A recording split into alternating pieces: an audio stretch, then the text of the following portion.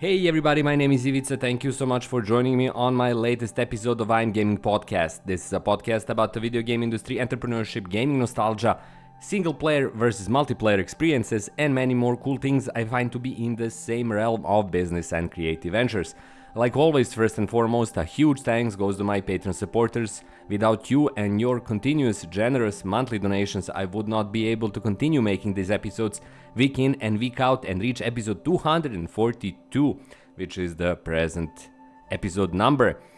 Again, a big thanks to everyone who is supporting me. Everyone else, please check out my Patreon supporters in the description box below. Now, like I said, this episode is all about the single player experiences and the fact that we recently got a range of games that underline this notion once again.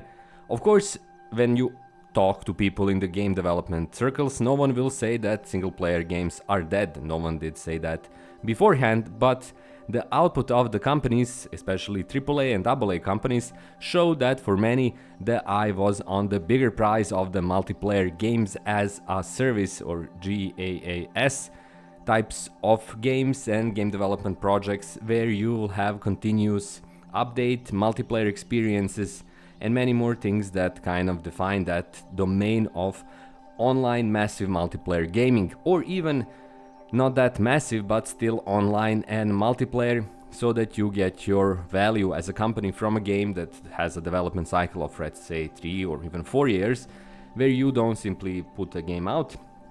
You see that people continue to play it even when months pass and you still push updates, seasons and stuff like that. However, a range of games this year show that there's still a lot of value, but that I just mean not value in a sense of game design value, but commercial monetary value in really good curated single player experiences.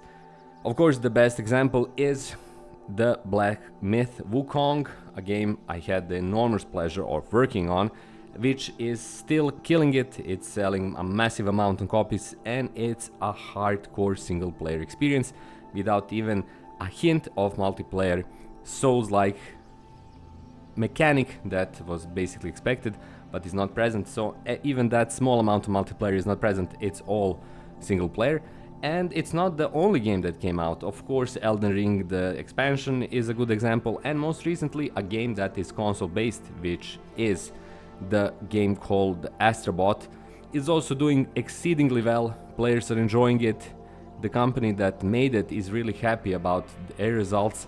And everyone is on board with this notion that, hey, not everything has to be huge multiplayer massive, and doesn't have to kind of have that promise in it where you're looking for delivery of continued gameplay, continued presence of players, and continued evolution and expansion of the same game.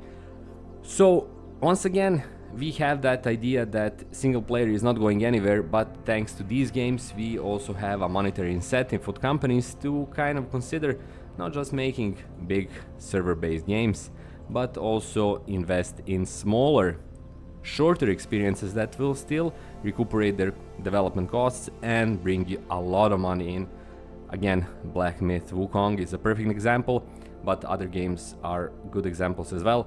Astrobot is going to get a lot of money in the coming weeks and months, and it's probably going to sell well in a year or two for now, without having that kind of constant pressure of competing with other massive multiplayer games and similar elements that are hampering the GAAS model, even if it's not that visible for the developers in the first place. At the other hand, this is a really important lesson for indie developers as well. Making single player games is a lot easier in a kind of a technical perspective, and small teams can deliver these, again, curated experiences that maybe last for a couple of hours, 3-4 hours at most, and still players not just love it, they tell others about it, the marketing, word of mouth marketing expands, and you get basically millions of dollars in sales without having to invest tens of millions of dollars in promotion. All of that is, in my view, exceedingly important and something that everyone should have on their radar if they're developing games. No matter what's your scope or kind of ambition, it's still something single player is still a domain that can be more than good to you.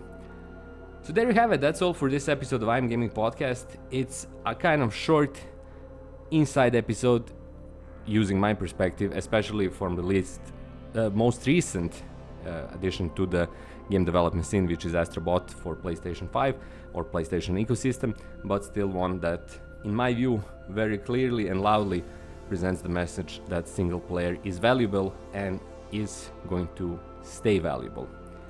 There you have it. Thanks again for listening. If you'd like to support me, please check out my Patreon page. If you can, become a free supporter, that's cool as well. Or check out my books on Amazon, including my latest book, which is called The Sons of 901. It's a sci-fi tech thriller novel set in an alternative present, let's call it like that. And of course, if the easiest, cheapest, quickest way to support me is to subscribe to my channel and be here for my new videos. That's all from me. My name is Ivica. Thanks again. Have a great week, and I'll talk to you in precisely 7 days from now. Until then, bye bye.